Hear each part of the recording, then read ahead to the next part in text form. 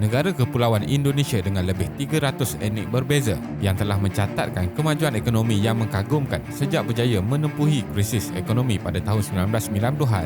Indonesia juga berjaya menjadi negara anggota G20 bersama negara ekonomi besar dunia yang lain, di mana negara-negara anggota menguasai lebih 80% KDNK dunia dan 60% nilai dagangan global.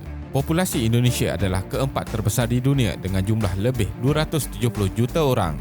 Berdasarkan statistik terkini, populasi Indonesia akan mencapai angka tertinggi iaitu 330 juta orang menjelang tahun 2067 dan kemudian menurun pada dekad seterusnya. Populasi rakyat yang bertambah adalah satu kegusaran kepada pihak pemerintah di mana ianya akan memberi kesan kepada ekonomi. Populasi yang rendah dan terkawal pula bermakna semakin tinggi pendapatan per kapita dan seterusnya lebih banyak simpanan negara, jumlah pelaburan dan penurunan kadar kemiskinan negara. Tanpa penambahbaikan dalam bidang pendidikan dan peluang pekerjaan, populasi yang bertambah akan menyebabkan beban negara bertambah. Jadi, dalam video kali ini, kita akan melihat bagaimana Indonesia mengawal populasi negara, seterusnya meningkatkan ekonomi. Teruskan menonton. Pelan ekonomi. Ekonomi Indonesia mengikuti Pelan Pembangunan Jangka Panjang 20 tahun yang bermula dari tahun 2005 hingga 2025. Ia terbahagi kepada Pelan Sederhana Panjang selama 5 tahun yang dikenali sebagai Rencana Pembangunan Jangka Menengah Nasional yang setiap bahagian mempunyai kepentingan berbeza.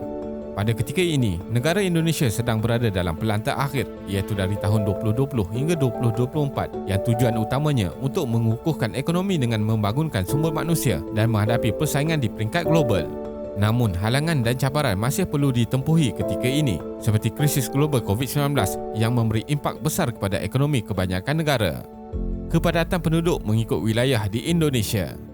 Dengan jumlah keseluruhan populasi sekitar 270 juta penduduk yang mempunyai pelbagai suku dan budaya, lebih dari separuh jumlah penduduk Indonesia didominasi oleh dua suku, iaitu Jawa 41% dan suku Sunda 15%. Kedua-dua suku terbesar ini berasal dari Pulau Jawa, iaitu pulau yang mempunyai kepadatan tertinggi, juga merangkumi 60% jumlah populasi di Indonesia. Jika digabungkan dengan populasi Pulau Sumatera, jumlah keseluruhan ialah 80%, iaitu menunjukkan tumpuan penduduk paling kritikal berada di wilayah barat Indonesia. Kawasan paling padat ialah di Jawa Barat, di mana terletaknya Bandar Jakarta dengan lebih 43 juta penduduk, manakala kawasan kepadatan terendah ialah di Papua Barat di wilayah timur Indonesia dengan 761,000 penduduk. Program rancangan keluarga di Indonesia. Pada tahun 2000 hingga 2010, peningkatan jumlah populasi adalah sebanyak 1.49% setahun, dengan kawasan paling tinggi di Papua iaitu 5.46% dan paling rendah di Jawa Tengah iaitu 0.37%.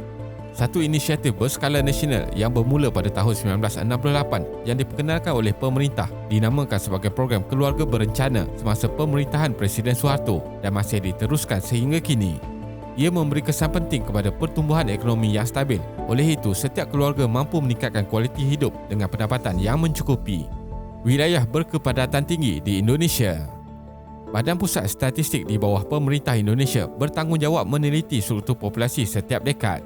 Menurut statistik terakhir pada tahun 2010, Indonesia mempunyai penduduk seramai 237.6 juta orang dan perkiraan terbaru pada tahun 2021 menunjukkan jumlah populasi adalah lebih dari 270 juta orang.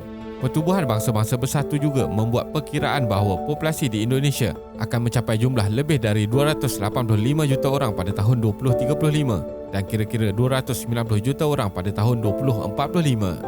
2/3 populasi akan tertumpu di bandar-bandar besar di Kepulauan Jawa, di mana proses urbanisasi telah bermula sejak 40 tahun yang lepas. Proses urbanisasi boleh memberi manfaat di mana perkembangan pesat industri dapat ditampung oleh tenaga kerja yang ramai, seterusnya mampu melonjakkan ekonomi ke tahap lebih tinggi. Bandar berekonomi pesat ialah di Jakarta, Surabaya, Bandung, Bekasi dan Medan. Purata umur populasi di Indonesia ialah 28.6 tahun mengikut analisis tahun 2016 yang merupakan kelebihan utama bagi pengukuhan ekonomi sesebuah negara di mana terdapat tenaga kerja muda yang ramai. Namun begitu, Indonesia juga masih mempunyai masalah di mana jutaan penduduk yang berpendidikan masih tidak dapat diserap dalam pasaran kerja. Data Bank Dunia 2020 menunjukkan pengangguran berusia muda di Indonesia hampir mencapai angka 20%. Visi Indonesia Emas 2045. Visi Indonesia Emas tahun 2045 yang dibuat oleh Presiden Joko Widodo yang dirancang dicapai pada ulang tahun ke-100 kemerdekaan Indonesia dengan tujuan memaksimalkan peranan generasi muda dalam ekonomi Indonesia serta peningkatan kualiti hidup seiring taraf negara maju. Di Indonesia, berlaku situasi bonus demografi di mana mengikut data tahun 2020, 70% populasi adalah generasi muda. Bonus demografi adalah satu peluang yang boleh dinikmati sesebuah negara kerana terdapat jumlah penduduk di usia produktif yang ramai menyebabkan tenaga kerja bertambah bagi memacu ekonomi. Visi Indonesia 2045 mempunyai 4 dasar penting. Dalam tahun 2016 hingga 2045, ekonomi Indonesia mampu tumbuh 5.7% tahun dan dapat melakukan reformasi berstruktur memanfaatkan bonus demografi dan kemajuan teknologi serta meningkatkan daya saing ekonomi. Indonesia dianggarkan akan menjadi negara berpendapatan tinggi pada tahun 2036 beserta nilai KDNK kelima terbesar dunia pada tahun 2045. Ke arah mencapai visi Indonesia Emas 2045. Tentunya untuk mencapai visi jangka panjang di negara yang penduduknya tinggal di kepulauan berbeza mempunyai banyak halangan dan tidak mudah. Ia memerlukan kebijaksanaan pemerintah untuk mengatur populasinya yang ramai di seluruh pelosok negara. Kuantiti dan kualiti populasi di wilayah berbeza harus diuruskan dengan berhati-hati. Antara langkah penting yang dibuat ialah kesamarataan pembahagian di seluruh negara.